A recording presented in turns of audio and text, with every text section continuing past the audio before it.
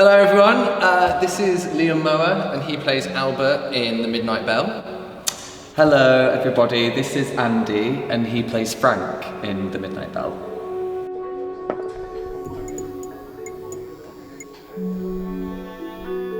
I was stepping back into the studio on day one was quite overwhelming really. I think after having such a long time off, and I think all of us had kind of reset and kind of reprogrammed in a way, and so I felt like the energy was just amazing, especially back on the first day, and it was just so lovely to see everybody again and just to have that real amazing feeling of being back in the studio and creating something completely brand new. So the creative process for a new show with us, I think is probably quite unique to this company just because of the kind of rep that we do here.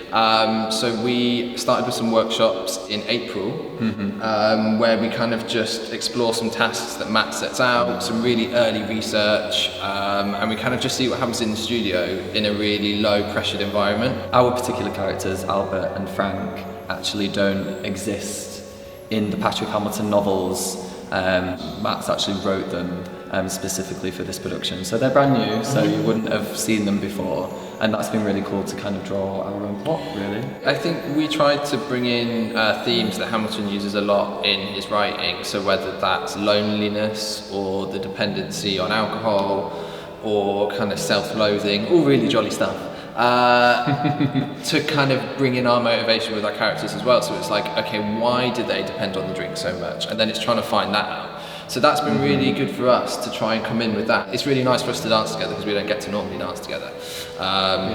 So that's been a real treat. That has been nice. It's been lovely, so yeah.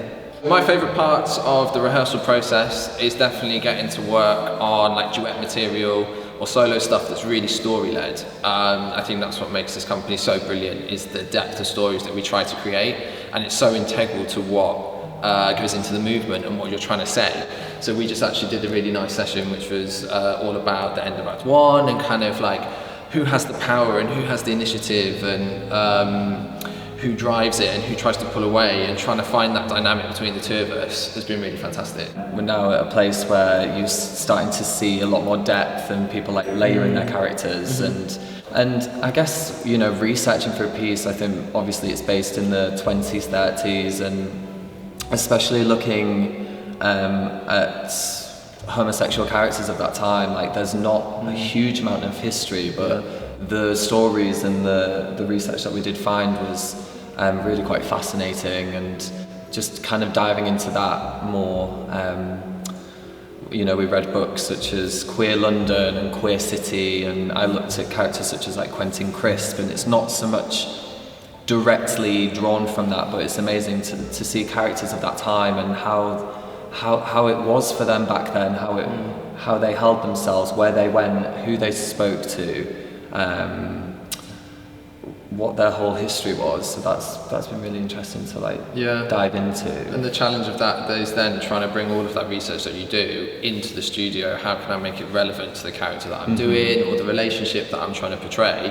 What's really good that would be really visual for an audience, because obviously we don't speak, so you have to try and do everything through movement. So it's really great, particularly with things like film. You were talking about Quentin Crisp, like the mannerisms and stuff. Oh, can I take that? Can I take that? And kind of morph it into my personality on stage.